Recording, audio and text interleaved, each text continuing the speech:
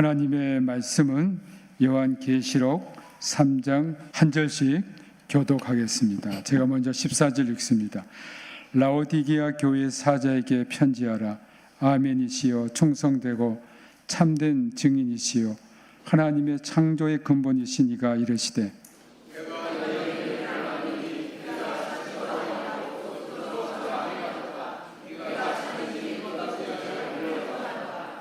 내가 이같이 미지근하여 뜨겁지도 아니하고 차지도 아니하니 내 입에서 너를 토하여 버리리라.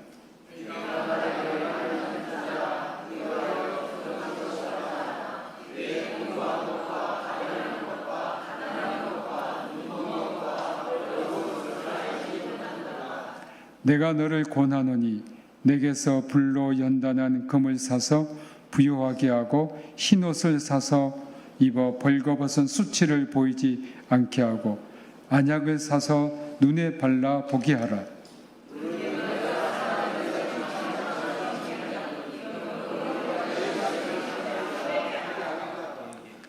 볼지어다, 내가 문 밖에 서서 두드리노니 누구든지 내 음성을 듣고 문을 열면 내가 그에게로 들어가 그와 더불어 먹고 그는 나와 더불어 먹으리라.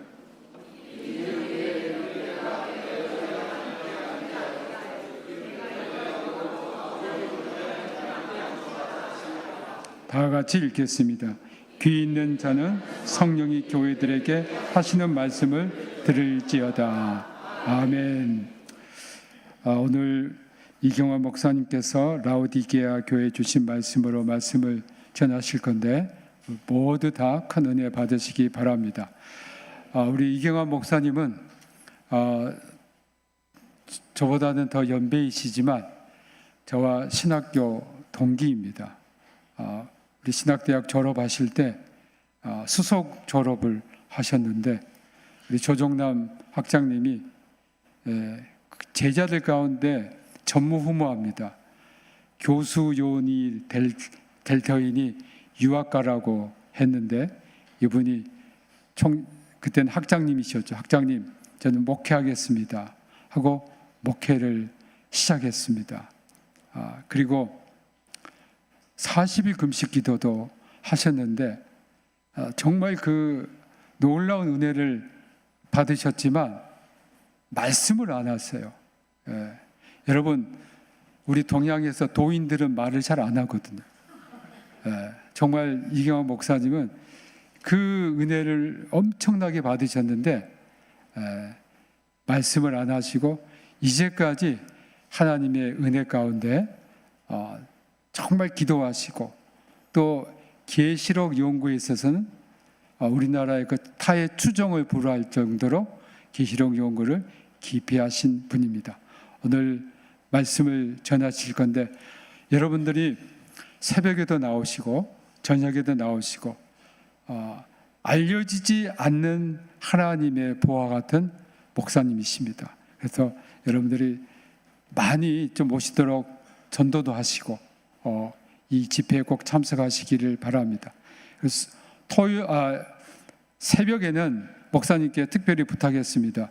문제를 갖고 계시는 분들, 병으로 어려움을 갖고 계시는 분들 안수기도 해 주시기로 했으니 새벽에는 꼭 나와서 안수기도 받으실 분 앞자리에 앉으세요.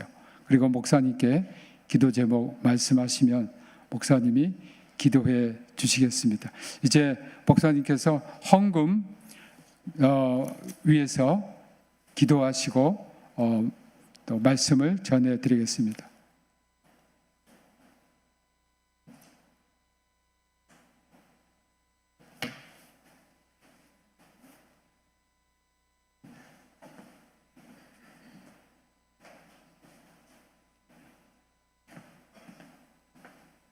네, 우리 목사님 나오실 때 할렐루야로 우리 응답해 주시기 바랍니다.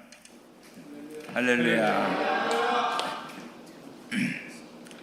하나님 아버지, 죄 많은 우리를 십자가의 보혈의 피로 구원해 주시고 하나님의 자녀 삼아 주심을 너무나 감사드립니다. 우리들 이렇게 평택대 교회에서 모여 하나님을 섬기고 있는데 이번에 이렇게 부흥성회를 하게 해주셔서 감사합니다. 심히 부족한 종이 왔사오니 주님 주의 오른손으로 붙들어 주셔서 꼭 필요한 말씀을 증거하게 하여 주시옵소서. 이 시간 주님께 받은 은혜가 커서 귀한 헌물 드립니다. 또 이 성회에 주의 은혜를 앙망하며 귀한 헌물을 드렸습니다. 주께서 베풀어 주신 사랑에 비하면 너무나 작은 헌물이오나 주님 기쁘게 받으시옵시고 이 물질이 쓰여지는 곳에 주의 복음 힘차게 증거돼서 수많은 영혼이 구원받는 역사가 나타나게 하여 주시옵소서. 이 성회를 주의 손에 부탁드리옵고 예수님 이름으로 기도드리옵나이다. 아멘. 반갑습니다. 우리 평택대 교회는 오래전에 우리 김문기 목사님이 담임하셨을 때도 한번 왔고, 또 우리 김동수 목사님 담임하실 때도 몇 번 왔고, 굉장히 인연이 깊은 것 같습니다. 이번에 또 이렇게 김 목사님 불러주셔서 오게 돼서 너무나 감사합니다. 이 봉독한 말씀은 아시아 7교회 중에 제일 마지막 교회인 라오디게아 교회에 하신 말씀입니다. 그 아시아 7교회는 초대교회 때 터키에, 그때 터키를 소아시라고 불렀는데 터키에 분포되어 있는 7교회에 하신 말씀인데, 그 내용을 보면 또 7이라는 숫자가 상징하는 것을 보면 전 시대의 모든 교회에 하신 말씀이고, 특히 이 마지막 때에 처한 하나님 백성에게 주신 말씀입니다. 오늘은 라오디게아 교회에 주신 말씀, 그 7교회 중에요 2교회는 칭찬만 받았고 2교회는 책망만 받았고 나머지 3교회는 칭찬과 책망을 함께 받았어요. 라오디게아 교회는 전적으로 책망만 받은 교회입니다. 하나님이 무엇을 책망하셨을까? 그리고 하나님께서 이 책망한 그 문제를 해결하기 위해 하나님이 어떤 말씀을 주셨을까? 이런 순서로 말씀을 증거하고자 합니다. 하나님께서 라오디게아 교회는 2가지를 책망하셨어요. 첫 번째 책망은 야, 너희들 뜨겁지도 않고 차지도 아니하다. 뜨겁지도 차지도 아니하니 내가 내 입에서 너희를 토하여 내치리라. 그런 심한 말씀을 하셨어요. 참 인격적인 하나님인데, 야, 얼마나 뜨뜻 미지근한 신앙이 싫으면 내가 내 입에서 너희를 토하여 내치리라, 이런 말씀을 하셨어요. 하나님은요 굉장히 철저한 하나님이에요. 믿으려면 믿고 말려면 말라는 거예요. 여러분, 왜 이렇게 우리 신앙에 대해서 뜨거운 신앙, 열심 있는 신앙, 전심을 다한 신앙을 하나님이 원하셨냐면요, 하나님이 섬김과 대접과 영광을 받기 위함이 아니에요. 가만히 보면 우리들을 위해서, 우리들의 유익을 위해서 뜨거운 신앙을 가지라고 말씀한 줄로 믿으시기를 바랍니다. 여러분, 아브라함을 부르셨을 때 말씀을 한번 생각해 보세요. 네 본토 친척 아비집을 떠나 내가 네게 지시할 땅으로 가라. 야, 본토, 친척, 아버지도 떠내요. 내가 내게 지시할 땅으로 가리요. 그리하면, 그렇게 철저히 내 말에 순종하면 내가 너로 큰 민족을 이루고 내 이름을 참되게 하고 너를 축복하는 자는 내가 축복하고 너를 저주하는 자를 내가 저주하리니 너는 복이 될지라. 할렐루야. 여러분, 이거 엄청난 거 아닙니까? 왜 이렇게 열심히 하나님을 섬기라고 했느냐? 결국은 우리에게 그러한 놀라운 축복을 주시기 위해, 여러분을 정말 복 주시기 위해 뜨거운 신앙을 원하는 줄로 믿으시기를 바랍니다. 이스라엘을 택하시고 모세를 통해 율법을 주셨을 때 하신 말씀을 보세요. 그것도 굉장해요. 너희들이 내가 너에게 말한 명령을 지켜 행하면 니네들 세계 민족 위에 뛰어난 민족 위에 되게 할 것이다. 너희들이 내 말을 청종하면 성읍에서도 복을 받고 들에서도 복을 받고 내 몸의 소생과 내 집의 가축과 양 소의 그 가축들과 떡반죽 그릇과 광주 그릇이 복을 받고 들어가도 복을 받고 나와도 복을 받을 것이니라. 할렐루야. 여러분, 복 원하지 않는 분 하나도 없죠? 다 복 받기를 원하시지요? 여긴 별로 복을 안 원하세요? 하나님은 우리에게 놀라운 복을 약속하셨어요. 이건 구약에 약속한 복이죠. 신약에 약속한 복을 보세요. 하나님이 세상을 이처럼 사랑하사 독생자를 주셨으니 이는 저를 믿는 자마다 멸망치 않고 영생을 얻게 하려 하심이니라. 여러분, 이 영생, 이 하늘의 복, 이거 엄청난 겁니다. 요즘 입시라는 분들이 그렇게 많아가지고 천국 갔다 오고 지옥 갔다 온 분들이 굉장히 많은데, 와, 지옥을 보고 와서 간증하는 사람들 말씀 들어보세요. 기가 막히죠. 뜨거운 불 속에서 뜨거워. 거기는 옷도 없어 빨가벗고 뜨거워.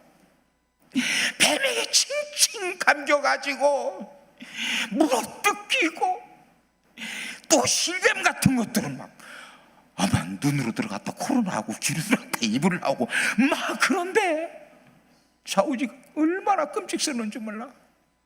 며칠 전에는 유튜브를 봤는데 어떤 분이 지옥 갔다 왔는데 세상에 어떤 사람이냐, 대꼬챙이로 이 입으로 해가지고 저 항문까지 그냥 쫙 대쪽 그걸 찔러가지고 매달아 놨는데 너무너무 괴롭고 고통스러워 하는데 그 간증자가 예수님께 물었대요. 예수님, 저 사람은 누군데 무슨 죄를 졌는데 저렇게 고통당하고 있냐고. 저분은 목사님이셨대. 근데 성도들하고 간음을 행했대. 걔 그렇게 고통당하고 있대.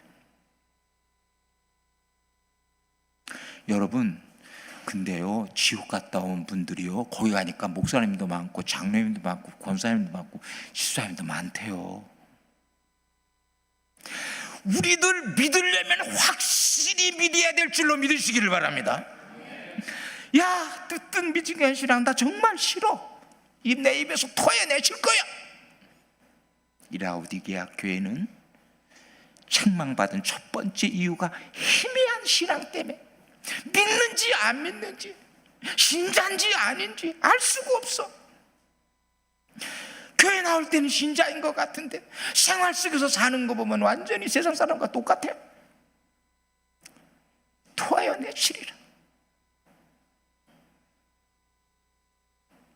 여러분을 위해, 나를 위해 뜨거운 열심 있는 신앙을 원하는 성령님의 음성에 귀 기울이시기를 주님의 이름으로 축원드립니다. 두 번째로 이 라오디게아 교회가 책망받은 것은 라오디게아 교회가 그랬대요. 나는 부자야. 나는 부자라. 부유해서 부족한 것이 없어. 자기는 부자라. 이 세상에서는 돈만 많으면 할 수 있는 게 많잖아요. 아쉬운 게 거의 없잖아요. 그러니까 나는 부자니까.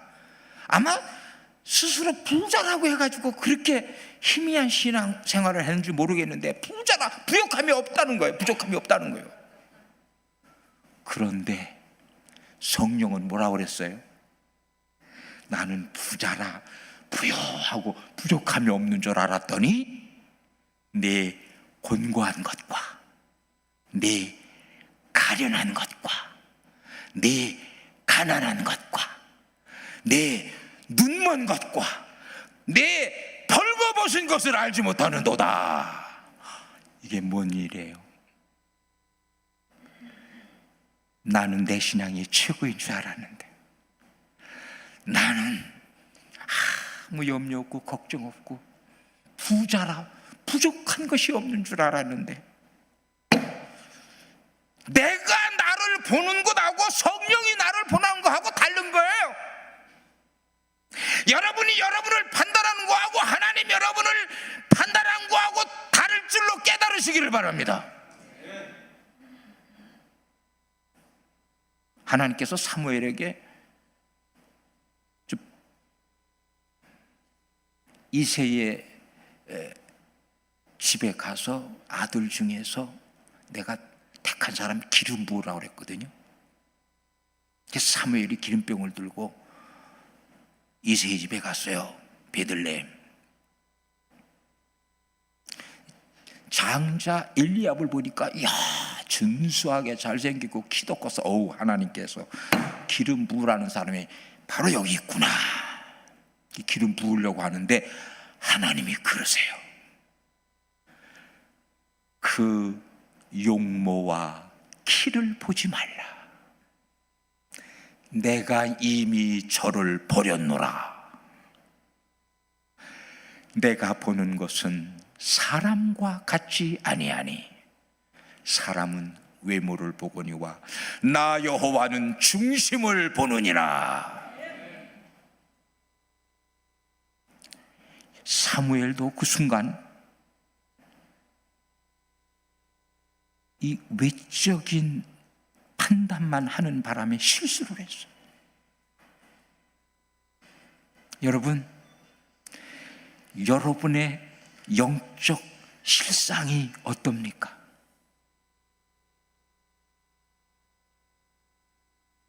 어느 한 장로님이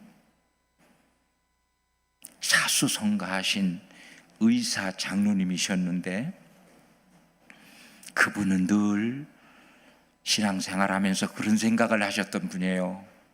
큰 소리로 기도하는 걸 보면 야 하나님이 귀 먹었냐, 우리 사정 다 하는데 왜 이렇게 큰 소리로 기도하냐, 그분들 비판하시고, 가난하게 살면 저거 하나님 뜻대로 못 살아서 신앙생활 제대로 못해서 가난해하고 가난한 사람을 괄시하고 그런 분이에요. 그러면서 자기는 가장 신앙생활을 잘한다고 생각했어요. 어느 여름날 휴가를 맞이해가지고 산으로 이분이 기도하러 갔어요. 근데 산 중턱에 천막을 쳐놓고 사람들이 모여서 예배 드리는 것 같이 이렇게 보니까 어르머니 설교하고 있어. 여기 온 김에 설교나 듣고 예배를 참석해서 은혜나 받아야지 하고서 거기 참석해서 열심히 말씀을 들었는데 말씀 끝나고 보니까 그냥 막 찬송을 하는데 그냥 막 북치고 찬송하고 그냥 막 박수치며 찬송. 이 사람 박수치며 찬송 아주 싹 질색인데 또 그냥 뭐 큰 소리로 기도하니까 아이고 이거 잘못 들어왔다 해가지고 이 사람이 나갔어요. 나가가지고 좀 더 올라가가지고서는 거기 올라가서 혼자 3일간 이분은 조용히 묵상기도만 해요. 묵상기도 하는데 3일째 되는 날 저 멀리서 웬 점 하나가 자기한테 가까이 오고 있었어요. 저기 웬 점이지? 가만히 보니까 점점 가까이 오는데 보니까 사람이야, 사람. 웬 사람인데? 웬 사람이 이렇게 다가오지 하는데 점점 가까운데 보니까 사람이 양 남노한 초라한 다 찢어진 시커먼 옷을 입고 세수도 하나도 안 하고 얼굴 시커멓고 아주 행편은 거지 같은 사람이 오는 거예요. 웬 거지 같은 사람이 오는 거야? 가만히 보는데 가까이 와서 자기 앞에 딱 섰는데 보니까 자기요. 자기. 왜 내가 이렇게 거지 같은 행색을 하고 있지? 이게 바로 너다. 여러분, 그 교만한 장로님에게 성령님이 그 장로님의 영적 실상을 보인 줄로 믿습니다.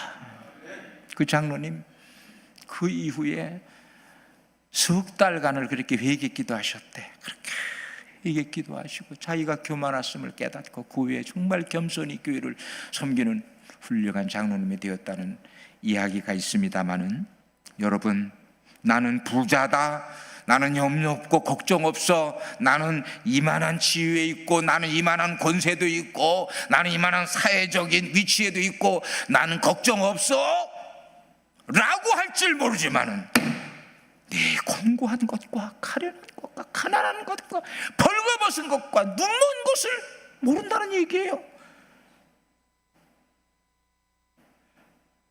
여러분, 성령께서 여러분의 영적 실상을 제대로 보여주시기를 주님의 이름으로 부탁을 드립니다.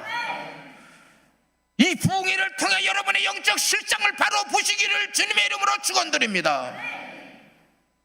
사울이 얼마나 일국의 왕이니까 외적으로는 얼마나 대단한 사람이, 그 한 사람 말에 85명에 되는 제사장이 죽었잖아요.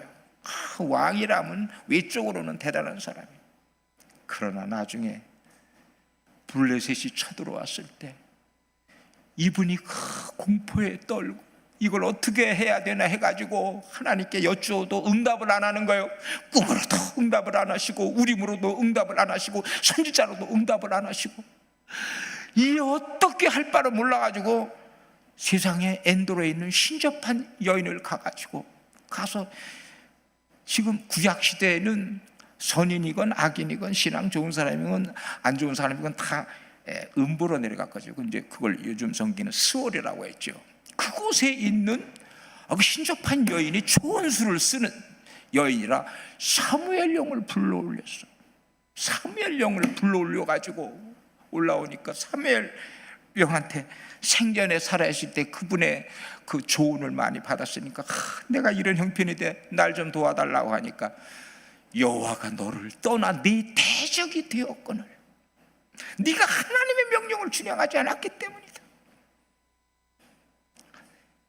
너 내일 너와 네 아들들이 나와 함께 있으리라. 무슨 말이에요?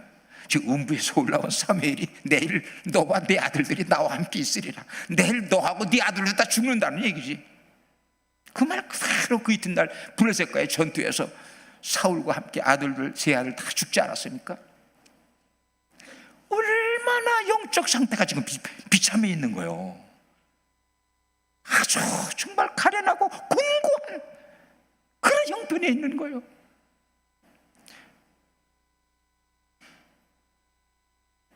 제가 군대 생활할 때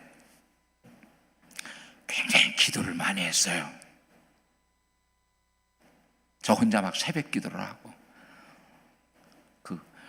제가 있던 대대에서 연대 그 교회까지 가려면은 이렇게 삥 돌아가면 한 20분 넘어 걸리니까, 이렇게 질러가면 한 10분 걸리니까 질러가려면 그냥 막 낭떠러지 같은 곳은 막 이렇게 잡고 가야 돼요. 그런 곳이지만은 또 눈이 왔을 때도 그렇게 저 혼자 이렇게 새벽 기도를 했어요. 그러니까 그 대대에서 아주 기도 많이 한다는 소문이 났어. 근데 우리는 연대인데, 연대가 한 군데 모여 있어요. 우리 연대는요 무슨 연대냐면, 인천 상륙 작전 때 한국군으로서 유일하게 참전한 연대가 우리 연대예요. 17연대. 그래가지고 전통 있는 연대라고 그래가지고 얼마나 얼마나 훈련을 세게 시켰는지 말도 못해요. 거기에 이제 이 사격대회가 열렸어요. 첫날은 개인화기 부분, 둘째 날은 공용화기 부분인데, 제가 그때 공용화기는 57mm 무반동총하고 LMG 기관총하고 60mm 박격포였어요. 제가 60mm 박격포 분대장이었어요. 중대 화기소대에 박격포가 3문이 있는데 그 3문을 지휘하는 게 포반장 하사고, 나는 이제 병장으로서 포 분대장을 했었어요. 근데 첫째 날 사격대 연대에 9개 중대하고 수색 중대가 있어가지고 10개 중대, 10개 중대가 사격대를 했는데, 첫째 날 개인 화기 부분에서 제가 7중대인데 7중대가 최고 꼴등을 했어요. 그러니까 이 중대장은 그 성적이 안 나면 자기 진급에 지장이 있으니까 마침 그날 중대장이 대대 주번사령이었어요. 밤 10시쯤 되는데 9시쯤 이렇게 점호하고 10시쯤 되는데 대대장이 나보고 대대 본부로 올라오라는 거예요. 대대 본부로 올라왔어요. 중대장이 하는 말이, 내 손을 붙잡고 이병장만 믿네. 이병장이 믿는 하나님께 기도해서 내일 좀 사격대에 좋은 성적 좀 얻게 해주게나. 세상에 지금 중대장 대위가 병장한테 지금 도와달라고 하는 거예요. 하나님께 기도해서. 여러분, 나는 그 모습을 보면서, 내가 비록 외적으로는 병장, 그 사람은 대위지만은 이게 영적으로 하나님이 함께 하니까 그분이 그런 도움을 요청한 줄로 믿습니다. 그러니까 이만한 그 영적인 어떤 파워가 있었고, 그러한 것이 나에게 풍겨나는지 모르겠어요. 자꾸자꾸 그러는 거예요. 근데 또 나는 그랬어요. 중대장님 걱정하지 마세요. 걱정하지 마십시오. 내일 분명히 우리가 좋은 성적 거둘 겁니다. 그래, 자네가 대회 나가게, 자네만. 이게 무슨 소리냐면요, 다들 포반장이 나가요. 60mm 박격포는 중요한 게, 이게 이 포반장이 사격 명령을 하다라는 것이, 포는 저 아래에 있어요. 이 포에서는 목표물을 못 봐요. 여기 이 관측수가 목표물을 보고 명령을 하달해서 쏘는 거예요. 그러니까 이 관측수가 포반장인데 전부 하사가 나오는데, 나는 병장인데 우리 7중대에서는 나보고 나가라는 거예요. 걱정하지 말라고 하고 들어왔습니다만은 걱정이 되잖아요. 60mm 박격포가 하도 안 맞아가지고 똥포라고 그랬어요. 하도 안 맞아. 그러니까 밤새도록 하나님 도우시옵소서. 저 중대장이 내가 좀 기도 좀 한다고 나를 이렇게 의지하는데 내일 안 맞으면 큰일 납니다. 밤새도록 얼마나 기도했겠어요. 드디어 그 첫날 사격대회가 열렸어요. 제일 안 맞는 포가 박격포니까 이 박격포 대회를 연대장에 나가니까 대대장, 3개 대대장이야. 모든 중대장, 수색 중대까지 다 참관했어요. 참관하고 한 타켓에 3발 맞으면 100점, 2발 맞으면 90점, 1발 맞으면 70점이에요. 한 발만 맞으면 70점이요. 왜냐하면 한 발도 안 맞으니까.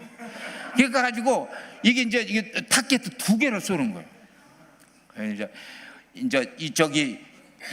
여기 관측수가 어디 거리 얼마, 방향 얼마, 이거 해서 명령 내리는데, 첫 번째는 이제 보고 한번 때려보니까 어디 떨어지는 걸 알아야 그 다음에 이제 좌로 얼마, 더하기 얼마, 넘어 지나갔으면 줄이기 얼마, 이렇게 명령하거든요.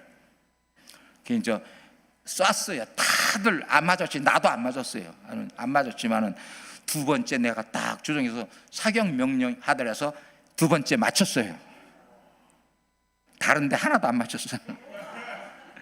세 번째 나 또 맞췄어요. 다른데 맞춘 데가 있어야 몇 군데. 벌써 나는 90점 맞고 여기는 70점 맞고 빵점 맞은 데가 더 많잖아요.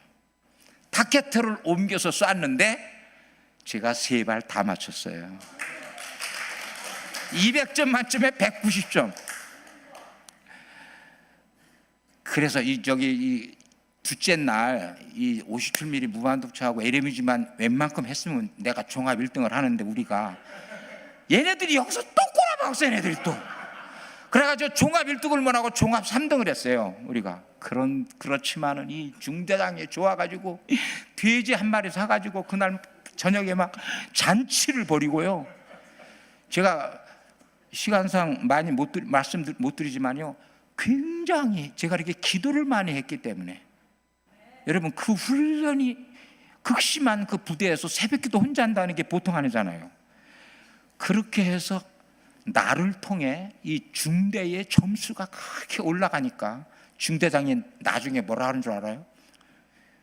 제대 6개월 앞에 두고 중대장이 나보고 그래요. 이병장, 내가 자네에게 빚을 많이 졌네. 그러니 내가 자네 소원 들어줄 테니까 소원 있어주면 얘기 좀 해보게. 아, 그래요? 저는요 제대하면 이제 신학대학 가려고 하거든요. 그러니까 신학대학 갈 거니까 나 좀 군정과로 보내줘서 가지고, 연대 군정과로 보내줘 가지고 거기서 성경 보고 기도만 하다가 제대하게 해달라고 그랬어요. 연대 군정사병이 다 있어요. 나는 또 이거 105 주특기가 또 저기 60mm 박격포라, 이 주특기 일빵빵은 모를까 105 이 갖고 있는 내가 연대 군정과 가긴 힘들잖아요. 그러니까 이분이 어떻게 했는데 이 사람이 연대장하고 얘기해가지고, 연대장도 저를 잘 알아요.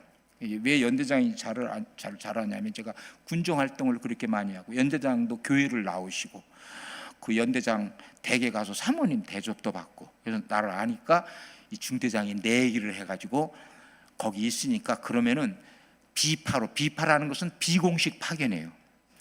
비파로 6개월간 나를 군정과로 보냈어요. 저는 군정과에서 점호도 안 받고 훈련도 안 받고, 내 밑에 있는 그 군종사병이 밥을 타다 주는 대로 밥 먹고, 저 중대에서 무슨 야 축구대회 오니까 내려라고, 제가 좀 축구도 좀 잘했거든. 축구대회 하면 내려오면 가서 축구나 차고, 배구대회 한다면 나가서 배구나 해주고, 그러고서 그렇게 하다가 기도하고 성경 받다 제대했어요. 할렐루야. 여러분, 비록 사병이지만 참 하나님과 친밀한 교제 가운데 영적인 그런 힘이 내게 있으니까 중대장도 나를 그렇게 대우했고, 하나님께서 나를 통해 그런 영광 받으신 줄로 믿습니다. 여러분, 외적인 신분이 중요하지 않아요.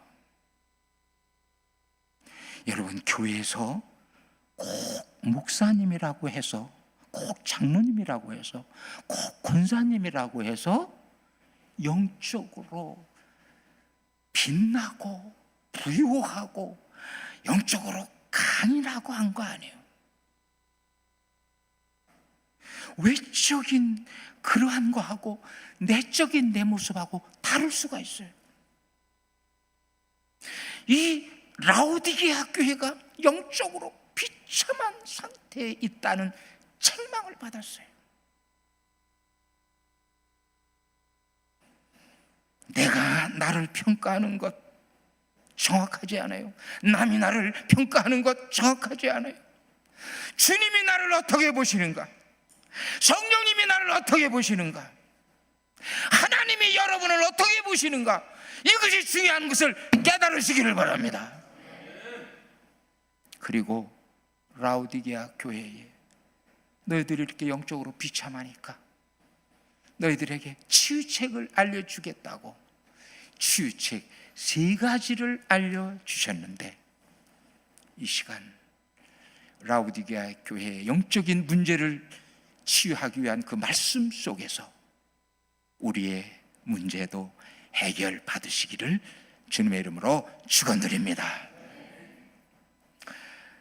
성령님께서 이 라오디게아 교회에 내가 너를 권하노니 내게서 불로 연단한 금을 사서 부요하게 하고, 첫 번째로 라오디게아 교회의 문제를 해결할 치유책을 주셨는데, 불로 연단한 금을 사서 부유하게 하래요.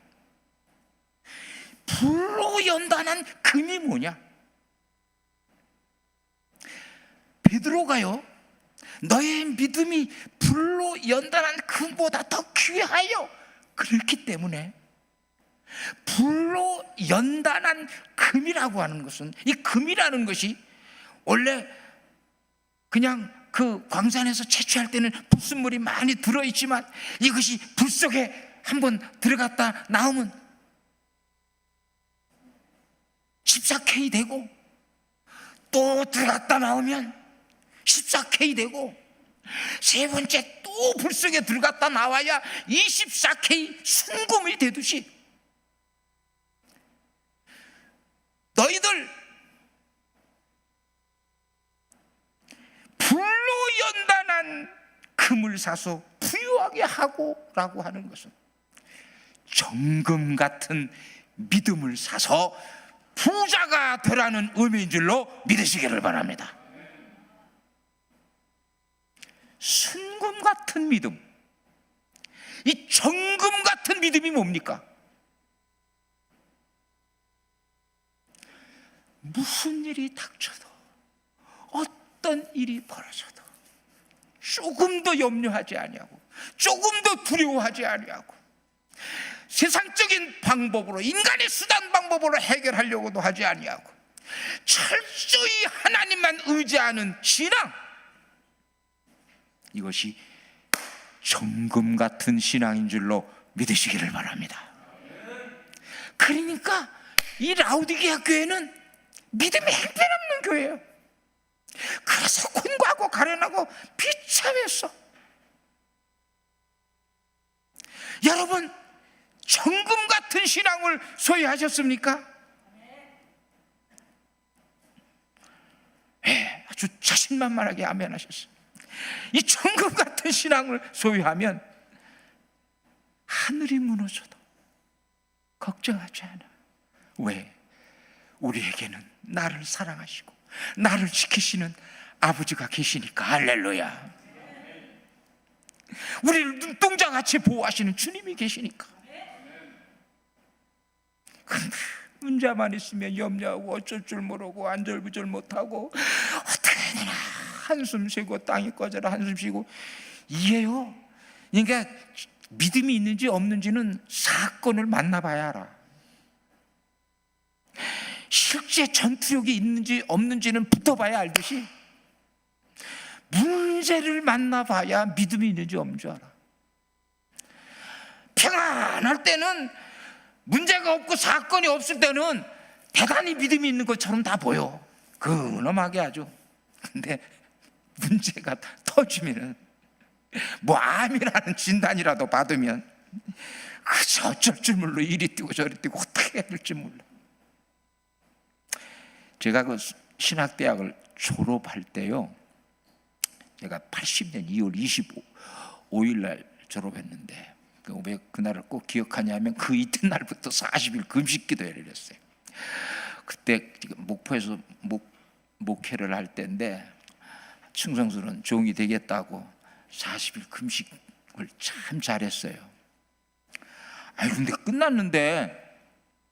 끝나고 난 날 여기 조만한 동그란 혹이 생긴 거요.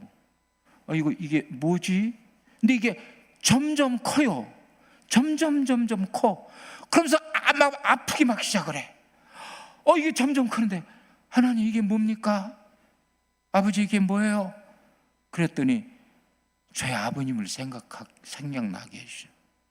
저희 아버님이요, 대전에서 목회하실 때 갑상선 여기 다 고자래요. 고자리고 이렇게 암이 생겨가지고 전주 예수병원에서 9시간 대수술했어요.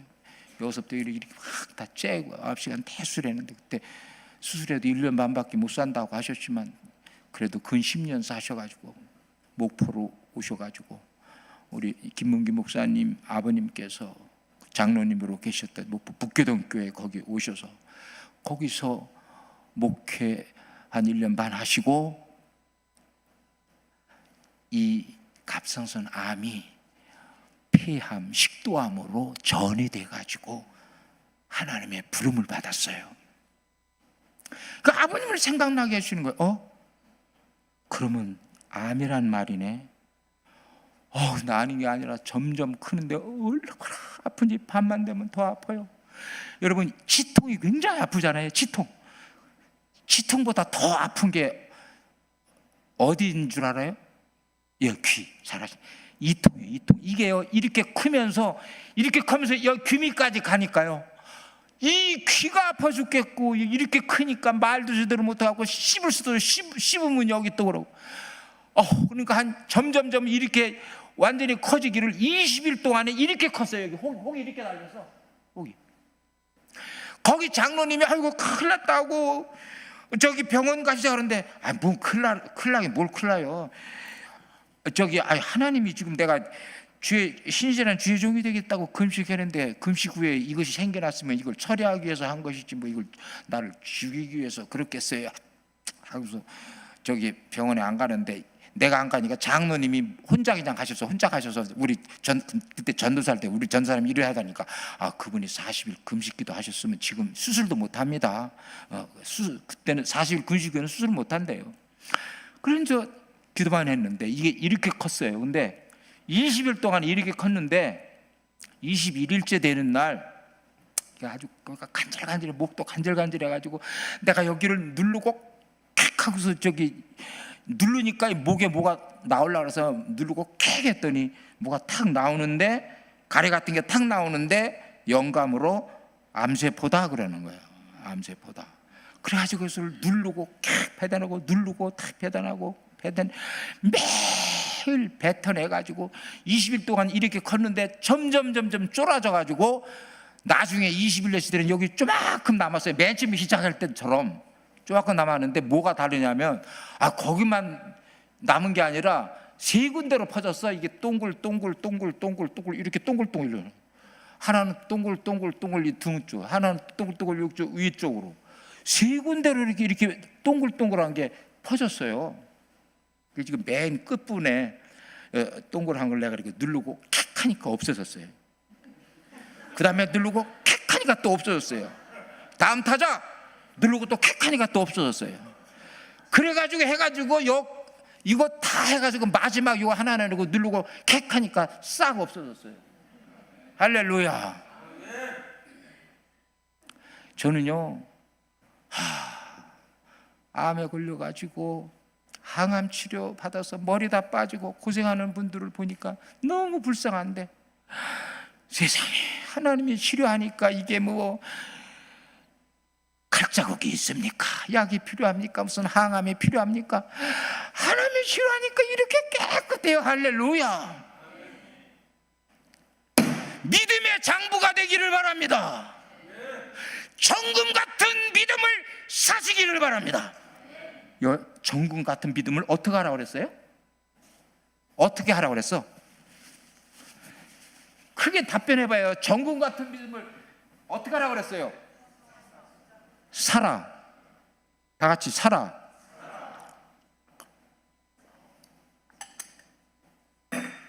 믿음을 사래. 그래서 제발 네 곤고하고 가련하고 가난한 그 모습에서 벗어나래. 여러분, 물건을 살 때 뭘 지불해요? 살려면은 돈을 지불하죠.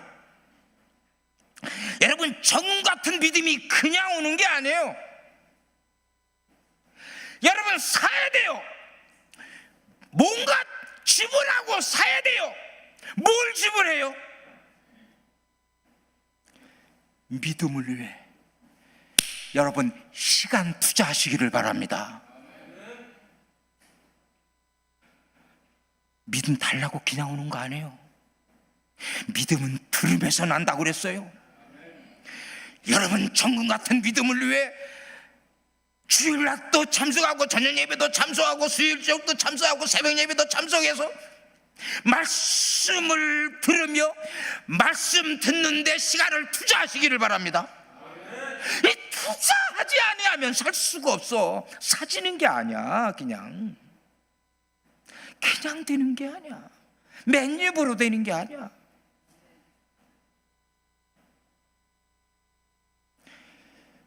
여러분, 내 영혼의 그 부유한 상태를 위해서 얼마나 투자하셨어요? 내게 주어진 이 시간을 텔레비 보는 데 사용하고, 골프 치라. 어느 목사 나보고 자꾸만 골프 치라 하는데, 세상에, 골프 골자도 무서워. 나는 그 시간과 그 돈 어떻게 거기 되게 비싸잖아. 한 번도 안 해봐서 모르지만 되게 비싸다고 하대. 여러분, 세상 재미에 여러분 시간 투자해봐요. 여러분의 영혼은 완전히 말라 비틀어집니다. 여러분의 영혼은 말라 비틀어진다고. 진짜 부자는 믿음의 부자로서 영혼이 부유한 사람인 줄로 믿으시기를 바랍니다. 하나님과 깊은 교제를 나누시기를 바랍니다. 여러분, 기도의 시간이 얼마나 됩니까? 하루에 기도 시간 얼마나 갔습니까? 그 찔끔 그 예배 드릴 때 기도하고, 밥 먹을 때 기도하고, 뭐 좀 대표 기도하고 이래서 그 기도 생활을 한다고 할 수 없어요.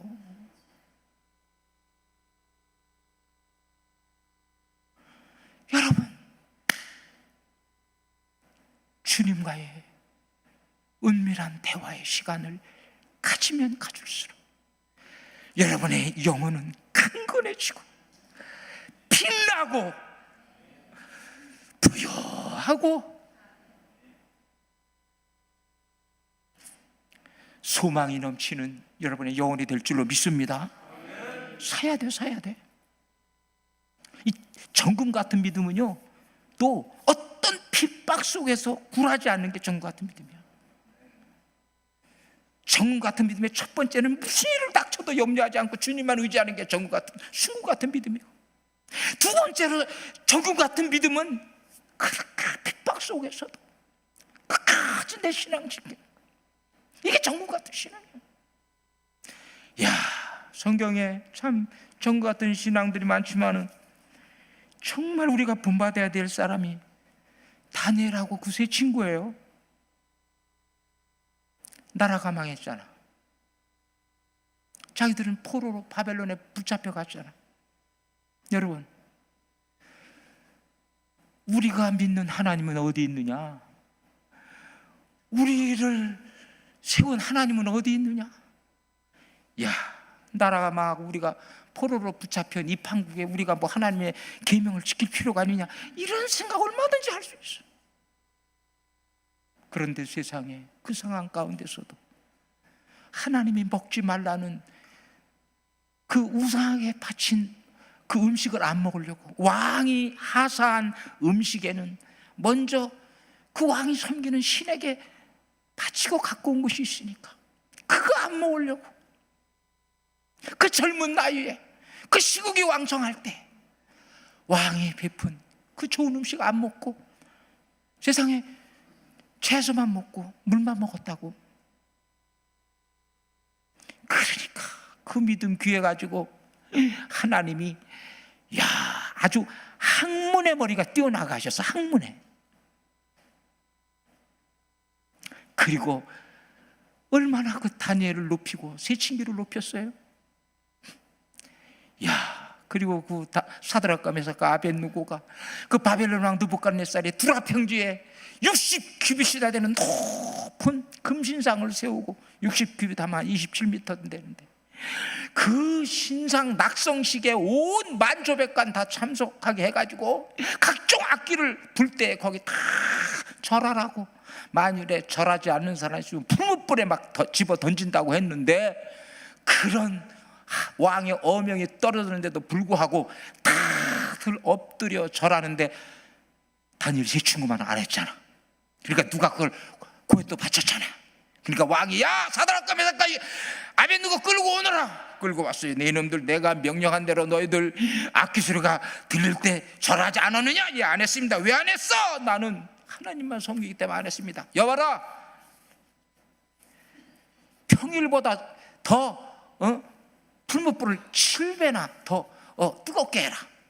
그러고서 너 한 번 더 기회를 주겠다. 너 다시 한번 생황과 수금과 이 악기 소리 날 때 너 절하면 너 용서해 주지. 근데 뭐라 그랬어요? 왕이요, 우리가 섬기는 하나님이 살아계시다면 우리를 펄펄 끓는 불 속에서 구하여 주시겠고 왕의 손에서도 우리를 구할 줄로 믿습니다. 근데 그 다음에 더 멋있어. 그러나 하나님께서 그리 아니하실지라도, 하나님이 우리를 불 속에서 구하여 내지 아니하실지라도 우리는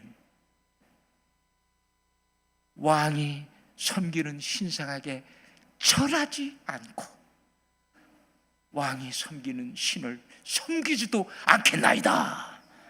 대단하시네. 여러분 혹시 그럴 수 있어요? 정말 전과 같으시네. 왕이 화가 나가지고 야 저놈들 당장 풀무속에 집어넣어라. 그래가지고 그냥 꽁꽁 묶어가지고 그냥 분사가 그냥 들고 휙 던지는데 얼마나 풀이 셌는지 이거 확 불 속에 던져놓는 그 사람이 불에 타 죽었다니까. 성경에 그렇게 나와있어.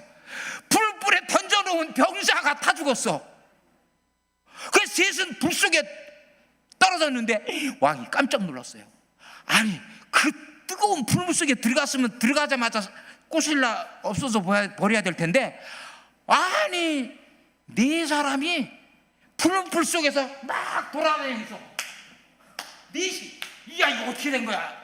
여봐라, 우리가 세 사람 집어넣지 않았느냐? 예, 세 사람 집어넣습니다. 근데 야 어때서 지금 네 명이 지금 돌아다니느냐? 우리도 모르겠습니다. 왕이요, 그 풀무불 입구에 가서 사드락하 하면서 아벤느고야 이리 나와라, 이리 나와.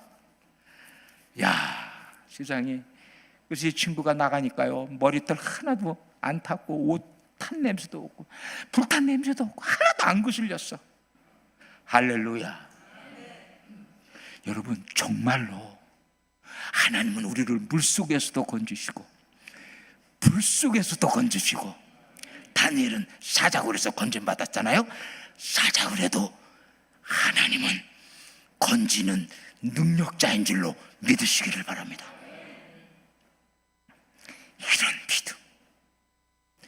이런 믿음이 있는 사람이 정말 멋진 사람이에요. 믿음이 없이는 하나님을 기쁘시게 하지 못하나니, 하나님께 나아가는 자는 반드시 그가 계신 것과 그가 자기를 찾는 자들에게 상 주시는 이심을 믿어야 할지니라. 할렐루야. 이러한 정금 같은 믿음을 살려면은요 시간 나와 말씀 드려야 되고요, 여러분 개인적으로 하나님 말씀을 읽고 묵상하는 시간을 꼭 가져야 될 줄로 믿으시기를 바랍니다. 여기 저 가정예배 드리는 분 한번 손 들어보셔. 가정예배 가정예배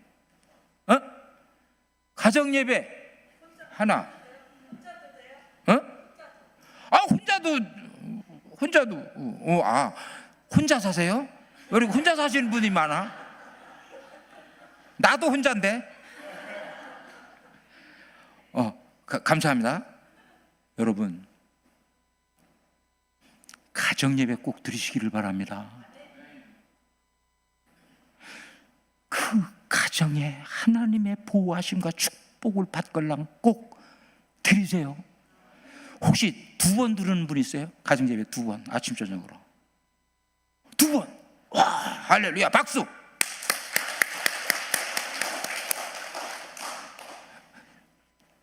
저희가 아침 저녁으로 2번 드리거든요.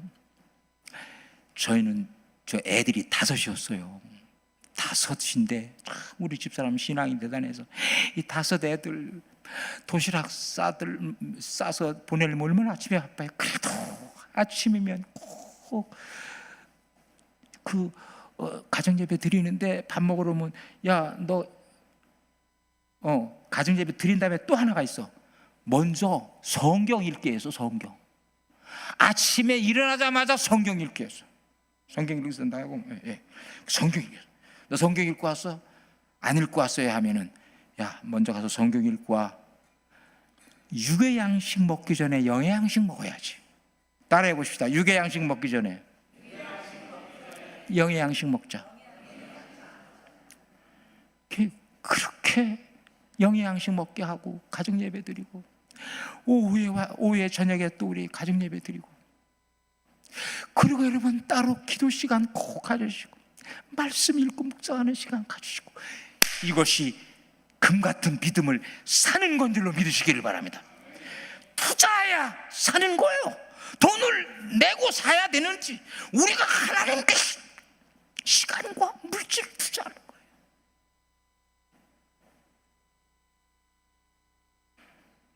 그리고 두 번째로 무엇을, 이 갈라디 교회 문제 해결을 위해서 두 번째 뭐라고 그랬어요? 다 같이 따라해 봅시다. 흰옷을 사서 입어 벌거벗은 수치를 보이지 않게 하라.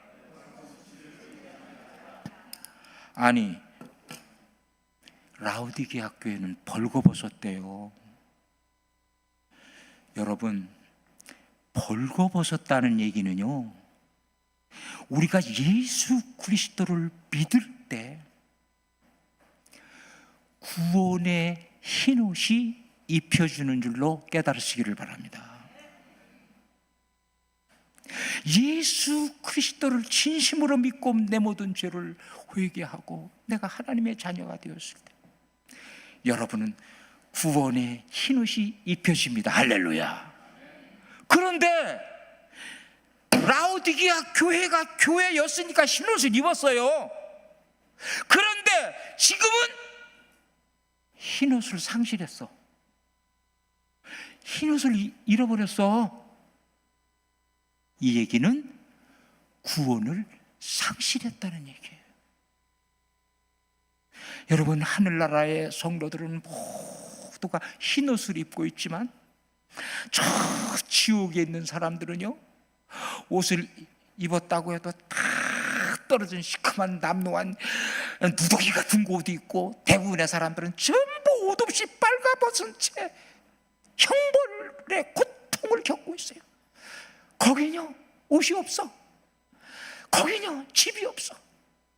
하늘나라에는 우리 집이 있고 우리 아름다운 옷이 있는데, 라우디게아 교회는 구원의 흰옷을 상실한 거예요. 어떻게 하다가 구원의 흰옷을 상실한 줄 알아요? 자, 예수님이 그 라우디게아 교회에 어떻게 나타나셨는지를 보면 알 수가 있어요. 한번 보세요.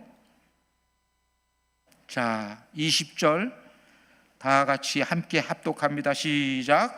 볼지어다 내가 문 밖에 서서 두드리노니 누구든지 내 음성을 듣고 문을 열면 내가 그에게로 들어가 그와 더불어 먹고 그는 나와 더불어 먹으리라. 지금 예수님이 라우디게아 성도들의 마음 안에 있어요? 마음 밖에 있어요?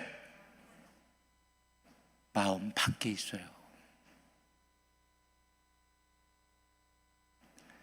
예수를 나의 구주로 영접하고 주의 뜻대로 살겠다고 다짐했을 때 예수님을 마음에 모셔드렸는데, 신앙생활 하다 보니까 예수님을 마음 밖으로 밀어냈어요.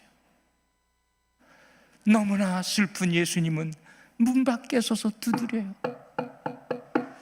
얘야, 나 좀 들어가자. 나 좀 들어가게 해라. 라우디게아 교회는요, 예수님을 마음에서 몰아냈기 때문에 구원의 흰옷을 상실한 거예요. 그래서 영적으로 벌거벗은 수치스러운 자가 된 거예요. 여러분, 어떻게 예수님이 우리 마음에서 떠나가십니까?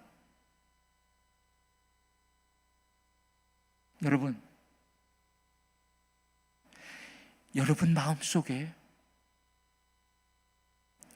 각종 욕심이 차서 그 욕심이 물욕일 수도 있고 돈. 그 욕심이 지위욕일 수가 있고 명예욕일 수가 있고 권력을 주겠다는 권력욕일 수도 있고 세상의 향락과 쾌락을 추구하는 그런 욕심일 수도 있고 여러분 마음속에 그런 탐심이 욕심이 사로잡으면 예수님은 설 자리가 없어서 문 밖으로 밀려나게 된다는 걸 깨달으시기를 바랍니다. 여러분 신앙생활 하면서 정말 마음의 모든 욕심을 비우고 욕심이 있다면 하늘의 상급을 받기 위해 하나님의 칭찬을 받기 위해 진리를 더 알기 위해 은혜를 더 받기 위해 이런 욕심에 차야지 세상 사람들처럼 그런 세속적인 헛된 욕심에 사로잡히면 주님은 떠나가신다는 것을 깨달으시기를 바랍니다. 교회 생활하면서 이런 욕심에 사로잡혀 교회 생활하는 분들을 많이 보았어요. 그분들 마음속에 예수님은 이미 떠났어요. 주님은 마음 밖에서 문을 두드려요. 들어가고 싶어서. 또 마음속에 어떤 사상과 이념이 차서 그것에 따라 교회 생활하는 분들이 있어요. 아니, 우리 교회 생활은 주님이 주인이어야 되는데 어떤 사상과 이념이 그 마음속에 사로잡고 있어. 참 그런 교회, 그러한 그 성도들을 만들어가는 저는 그런 목사님들을 보면서 너무나 통탄해요. 우리는요, 우리 마음에 예수님이 계시고 예수님이 주인이어야지 어떤 사상과 이념이, 어떤 주의가, 어떤 이즘이 나를 움직여서는 안 될 줄로 깨달으시기를 바랍니다. 여러분 얼마나 주님의 뜻대로 살아요? 여러분의 삶에 얼마나 예수님이 머리로서 작동하고 계세요? 내가 돈을 사용하는 것이나 주님 이 돈을 어떻게 사용할 거예요? 내가 시간을 사용하는 것이나 주님 어떻게 할까요? 마음의 보좌에 예수님이 앉으시고 여러분의 왕과 주인이 예수님이어야만이, 예수님이 여러분의 마음 가운데 계시고 그로 인해 여러분은 하늘의 평강과 기쁨에 넘치고 여러분은 흰 옷을 입은 아름다운 천국 백성이 되는 줄로 깨달으시기를 바랍니다. 여러분 예수님을 우리가 구주로 모시는 거예요. 구는 구원자예요. 세이비어예요. 주는 로드예요. 주인이에요. 맨 처음에는 구주로 영접했다고 했다가 나중에는 슬그머니 예수님을 로드의 주인의 자리에서 밀어내고 내가 주인 노릇하는 분들이 굉장히 많아요. 저는 이사도 맨날 주님의 인도만 받겠다고 굉장히 오래지는데 신학 생활할 때 뭐 마음대로 시간 쓰라고 그래서 좀 시간이 많이 갔는데 그냥 할게요. 저기 이해하고 들으십시오. 뭐 여러분 하나님께 저 시간 투자하는 게 좋죠? 안 좋은 분도 계세요? 하나님께 시간 투자를, 이게 오래된 얘기해서 죄송한데 제가 그 첫째 딸 낳고 첫째 딸 낳은 게 78년이구나. 대학교 77년대 2학년, 대학교 3학년 때인데 3학년 때 그때 신림동에 있었는데 월세 10,000원짜리 있었어요. 보증금 10만 원에 월세 78년도. 근데 주인이 월세를 올려달라고 그래요. 월세를 올려달라니까 2만 원으로 올려달라는데, 그때 거기 교회 전도사로 있으면서 교회 한 달 받는 사례비가 3만 원이었어요. 근데 2만 원이면 이거 어떻게? 그래서 하나님 어떡할까요? 주인이 올려달라는데 올려줄까요? 올려준다면 난 돈이 없으니까 하나님이 돈 주시고요. 또 어디로 이사하라는 뜻이면 어디로 이사 갈지 좀 보여주세요 하고서 기도를 했어요. 근데 이제 그때는 참 이렇게 저걸로 꿈으로 이렇게 응답을 잘 하시는데, 그때 이제 꿈에 여러분 그 아라비안 나이트라는 이야기 속에 나르는 담요 있죠? 그거를 타고요. 나르는 담요를 타고 나하고 집사람하고 지선이 곧 어린 딸 데리고 날아가더라고요. 막 날아가더니 얼로 쭉 내려가는데 이 도로가 있는데 양쪽에 덮개 공사하느라고 덮개를 다 열어놨어. 그걸로 딱 가더니 저기 끝에 늘르니 기와집이 있는데 기와집으로 쑥 들어가요. 이게 무슨 꿈인가 하고 생각해 봤더니 글로 이사하라는 꿈이구나. 그래가지고 여보 하나님 이사가래 내놔. 이제 내놨어요. 이제 내놨는데 그때가 이제 그 11월 말쯤 돼가지고 12월 초쯤 돼가지고 그 학기말 고사 때요. 학기말 고사라 열심히 이제 공부하느라고 집을 못 알아봐서 여보 집 안 알아봐. 하나님이 다 예배해 줬으니까 그냥 하나님이 다 걱정 안 해도 다 예배했으니까 걱정하지 마라. 그러고선 했는데 안 알아봤는데 이게 내놨더니 금방 나가가지고 이제 제가 그때 토요일까지 시험 쳤었어요. 토요일까지 시험 쳤는데 월요일 날 들어온대. 월요일 날 이사는 들어오는데 토요일 날까지 어디 갈 데가 없는 거예요. 못 정한 거예요. 우리 집사람이 통곡을 하더라고요. 여보 이 추운 겨울에 우리 어디 갈 데가 없이 어쩌려고 하냐고. 글쎄 하나님이 다 알아서 해줄 건데. 그런데 이제 토요일 날 이제 시험 치고 와가지고 오후에 이제 응암동에 처제가 살았어요. 응암동을 가세요. 응암동을 갔어요. 응암동 갔으니까 그때 버스 타고 가니까 부터 이제 또 저녁이 됐으니까 거기서도 못 알아보고 이제 피곤하니까 자고, 그 이튿날은 또 주일이니까 가까운데 또 이제 예배 드리고. 근데 공부를 열심히 해서 그러지 하도 피곤해가지고 교회 갔다 와서 점심 먹고 나니까 난 졸려가지고 여보 그 어디 보러 안 가? 나 졸려 죽겠다고 난 잤어요. 내일 이사 가야 되는데 난 잤어. 한참 자고 있는데 집사람이 막 깨우는, 여보 좀 일어나봐. 왜 그래? 저기 집 하나가 났는데 한번 가보재. 이제 가봤어요. 가서 보는데 세상에 꿈에 본 그대로 덮개 공사 하느라고 가니까 늘르니 계약이 있어. 여보 바로 이 집이야. 바로 이 집 계약해. 그렇게 해서 들어갔는데요. 이번에도 내가 지금 우리 집사람이 이제 천국 간 지 이제 3년 한 6개월이 되는 애, 퇴촌에서 살았다가 이제 퇴촌에 아무래도 이사하고 싶어서 퇴촌이 싫어가지고 떠나려고 이제 내놨는데 4월 30일이 이제 이사 들어오네. 4월 30일 내놨더니 4월 30일 이사 들어오는데 열일 전에도 어디 내가 갈 때를 하나님 인도해 주시오. 밤낮 난 기도만 했잖아. 하나님 인도해 주시라고. 열흘 전에 지금 익산 부사관학교에 내 아들 군목이 있는데 소령인데 그 아들이 그래서 아빠 어쩌려고 아직도 안 와보셨냐고. 아빠 저 실버타운 들어가실래요? 실버타운? 나 거기 안 간다고.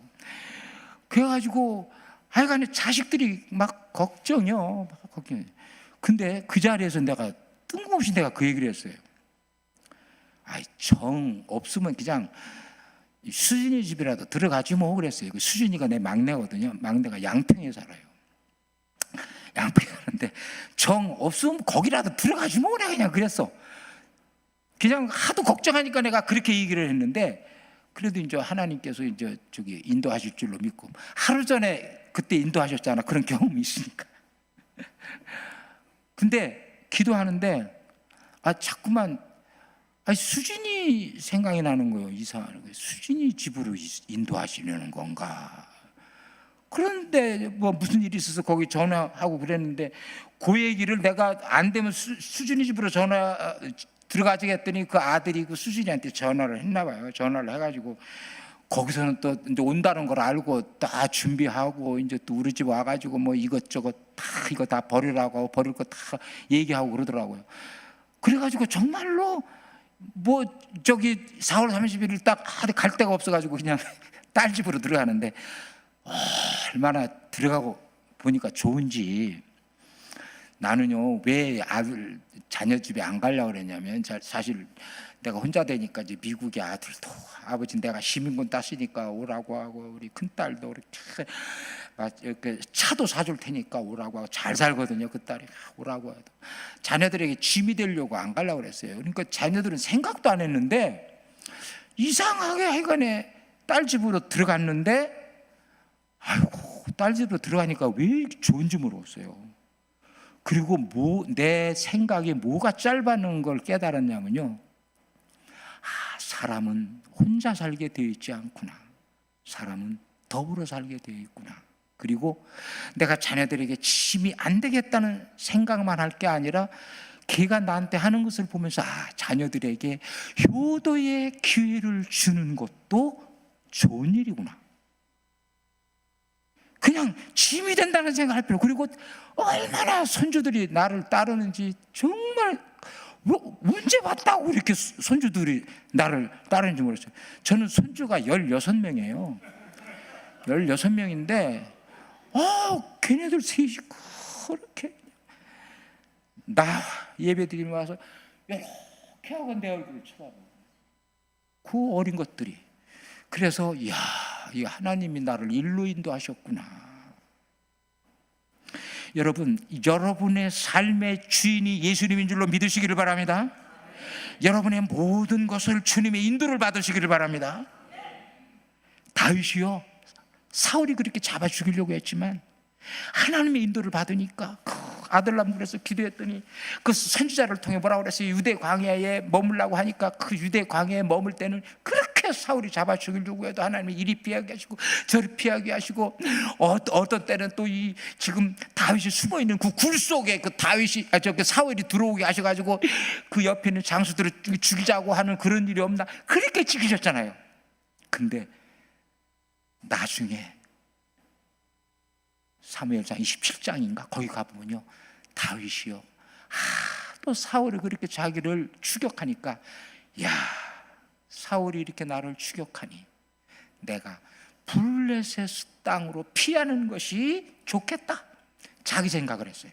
자기 생각. 그동안 주님의 인도를 잘 받다가 자기 생각. 이건 내 삶의 주인이 나라는 거예요. 여러분, 여러분의 생각대로 살지 말고 주님의 생각대로 사시길 바랍니다. 범사를 주의 인도를 받으시기를 바랍니다. 주의 인도를 받아. 내가 혼자 되니까 나를 중매하겠다고 목사님들이 그렇게, 이 여자 저 여자 할 때마다 내가 어떤 전도사님, 또 우리 지방내, 내가 있던 지방내 그 여자 목사님이라고 온다고 그러길래, 오지 말고 기도하라 그래. 기도 한 달간 기도하라 그래. 하나님의 응답을 받고 만나야지, 응답을 받지 않고 만나면은 인간의 생각대로 안 돼. 그래, 거기 온다고라는 건 오지 못하고 한 달간 기도해보고 나니까 응답 받았대. 내가 자기 남편이 아니라는 응답을 받았대. 그래, 바로 그거라고. 그리고 그런 다른 분 다 내가 기도해봐도 응답이 없어. 응답 없어서 안 했어요. 근데 여러분, 범사를 주님께 물어보시기를 바랍니다. 여러분의 주인이 예수님이에요. 믿습니까? 여러분의 왕이 예수님이에요. 내 삶의 주인이 예수님이에요. 대로 살면 예수님 떠나시고 구원의 흰옷 상실한 거예요. 흰옷을 사라고 그랬으니까 철저히 내 맘 내 뜻대로 산 걸 회개하시고 다시금 주님을 내 삶의 주인으로 모셔드리기를 주님의 이름으로 부탁을 드립니다. 주인으로. 마지막으로 뭐라고 그랬어요? 세 번째, 치유책. 자, 18절 끝부분에 다 같이 따라합시다. 안약을 사서 눈에 발라 보게 하라. 이 얘기는 라오디게아 교회가 지금 영적으로 소경이라는 거예요. 영적으로 못 보는 거예요. 분별을 못 하는 거예요. 여러분, 우리 인간의 눈이 언제부터 이상해졌냐 하면 아담과 하와가 선악과를 따먹고 영적으로 죽었을 때부터 이상해졌어. 뱀은 너의 눈이 밝아서 하나님처럼 될 줄을 알 거니까 걱정하지 말고 죽지 않을 거니까 선악과를 따먹으라고 그랬지만 선악과를 따먹고 나니까 눈이 밝아지긴 밝아지는데 잘못된 방향으로 밝아져가지고 그전에는 옷을 둘이 벗었어도 수치를 몰랐거든. 선악과를 따먹고 나니까 옷 벗은 것이 수치스럽게 느껴진 거예요. 부끄러움을 느끼게 된 거예요. 영적이고 신앙적인 안목이 육적이고 세상적인 안목으로 어두워진 거예요. 여러분, 우리는 영적이고 신앙적인 밝은 안목을 가져야 될 줄로 믿으시기를 바랍니다. 그런데 많은 사람들이 어두운 눈을 가지고 살아요. 모세의 인도를 받아서 출애굽을 했던 이스라엘 백성들이 가네스 바네아에 도착했을 때 거기는 요단강 바로 옆이어서 거기만 지나면 이제 바로 가나안 땅인데 한 2년에 걸쳐서 거기까지 왔어요. 그래 이제 곧 가나안 땅을 들어가기 위해 12지파에서 대표 한 명씩 차출해가지고 12명으로 하여금 40일간 그곳을 좀 정탐해가지고 오게 했어요. 근데 40일간 정탐하고 와서는 보고가 쫙 둘로 갈라졌네. 여호수아와 갈렙은 우리는 능히 들어가서 취할 수 있다. 들어가자. 그들은 우리의 밥이다. 근데 10지파 대표는 아니야. 그 땅은 거민을 막 삼키는 땅이고 거기서 네피림의 후손 안악자손 거인을 보았는데 우리가 보기에 우리는 메뚜기 같아. 그들 보기에도 아마 그랬을 거야. 우리는 절대로 그 땅을 들어갈 수 없어. 완전히 들어갈 수 없다는 거예요. 아니 똑같은 기간에 똑같은 그 장소에 보았는데 왜 이렇게 해석이 달라? 눈이 어두워져서 그래. 눈이. 여러분, 세상 사람들의 안목은 과학적인 이성적인 안목에 그쳐요. 우리 신앙인의 안목은 그걸 초월해야 될 줄로 믿으시기를 바랍니다. 사실 과학적이고 이성적인 생각만 하면 10지파 대표의 말이 맞았어요. 왜? 성을 지키는 사람을 무너뜨리려면 성 바깥에서 성을 공격하려는 그쪽에서는 방어하는 자들의 전력의 3배가 있어야 가능해요. 이것이 이 전투의 상식이에요. 근데 이스라엘 백성들은 무기가 제대로 있어요? 언제 훈련받았어요? 오합지졸해요. 근데 여기는 막 성을 쌓고 있잖아. 성이 높잖아.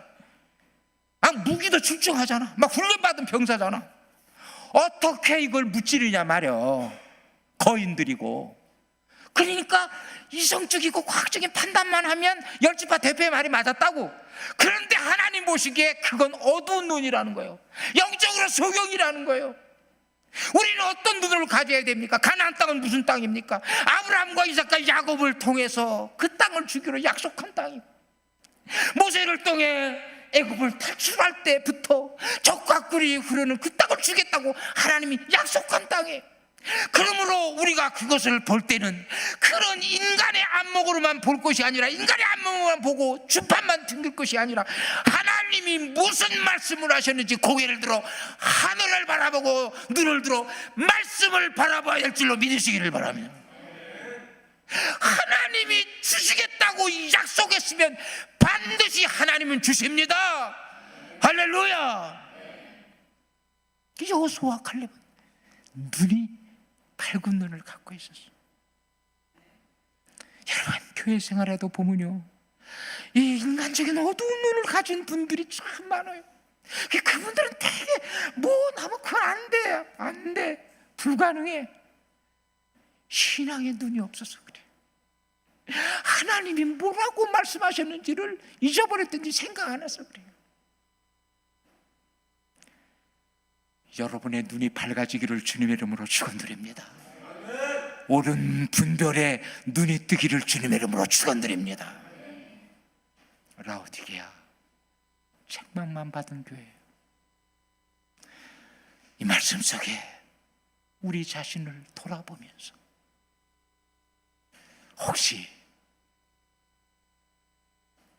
내 자신이 그 말씀에 걸리면 철저히 회개하시고, 여러분 뜨거운 신앙 가지시고, 금 같은 신앙, 금 같은 정금 같은 믿음 얻기 위해 애쓰고 노력하시고 시간 투자하시고. 여러분, 특히 안약은요, 다윗이 그런 얘기를 했어요. 여호와의 말씀은 내 눈을 밝게 하도다 그랬어요. 여호와의 말씀이 안양인 줄로 깨달으시기를 바랍니다. 말씀을 많이 듣고 말씀을 읽으시기를 바랍니다. 정말 여러분의 영혼과 육신의 삶의 형통을 위해 정금 같은 믿음을 사시고, 흰옷을 사서 입으시고, 안역을 사서 눈에 발라 영적으로 부유하고 풍성하고 살아계신 하나님을 삶 속에 경험하는 사랑하는 성도 여러분 다 되시기를 주님의 이름으로 축원을 드립니다.